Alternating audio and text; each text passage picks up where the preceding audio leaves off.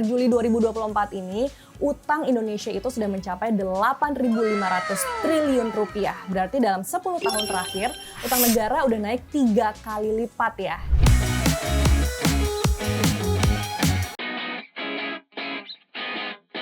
Hai, Shonomics di sini. Apa kabarnya di sana? Gini-gini. Buah dukuh di pohon kaktus. Boleh dong pinjem 100. 100.000 doang dibandingin utang negara 8.500 loh.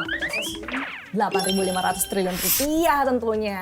Iya sih, per Juli 2024 ini utang Indonesia itu sudah mencapai 8.500 triliun rupiah. Berarti dalam 10 tahun terakhir utang negara udah naik 3 kali lipat ya. Dari yang tadinya di tahun 2014 masih sekitar 2.600 triliun rupiah, sekarang di pertengahan tahun 2024 sudah mencapai 8.500 triliun rupiah. Terus sumber utangnya dari mana aja?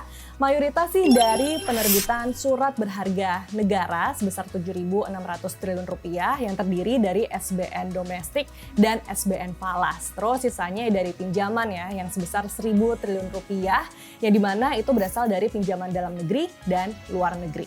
Terus kenapa sih Indonesia harus berutang? Jadi ya simpelnya nih, karena pendapatan negara kita masih belum mencukupi untuk memenuhi kebutuhan seluruh rakyat Indonesia, jadi ya harus ngutang gitu.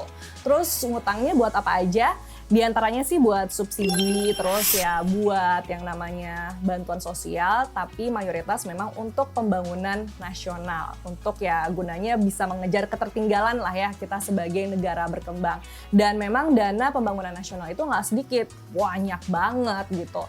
Tapi dari Menteri Keuangan sendiri, Ibu Sri Mulyani bilang bahwa posisi utang Indonesia ini masih aman kok. Karena Indonesia itu punya batas maksimal rasio terhadap pendapatan domestik bruto atau PDB ya, rasio utang terhadap PDB itu maksimal 60% yang sudah diatur dalam Undang-Undang Nomor 17 Tahun 2003 tentang Keuangan Negara. Sementara rasio utang terhadap PDB kita saat ini itu masih sekitar 38% hingga 39%. Itu artinya nih ya, utang negara kita ya masih dalam posisi aman walaupun jumlahnya memang terus meningkat.